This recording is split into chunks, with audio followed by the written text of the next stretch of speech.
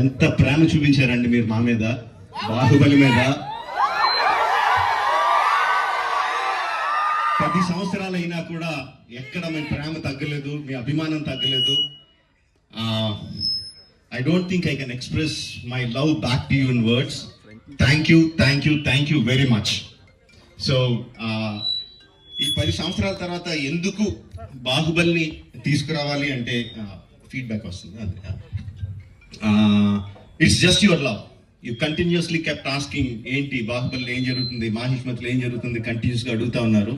That's way we thought we should bring it back. But ఎలా తీసుకురావడం, just రిలీజ్గా చేసేయడమా, we should do something better kada అని చెప్పి we came out this idea of bringing both the films together as epic. మీరు 10 సంవత్సరాలుగా మీరు whistles కొట్టి, క్లాప్స్ కొట్టి, ఎమోషనల్ ఫీల్ అయ్యి, కన్నీళ్లు పెట్టి, ఆనందపడి చేసిన సీన్స్ అన్ని ఉంచాను అనుకుంటున్నాను.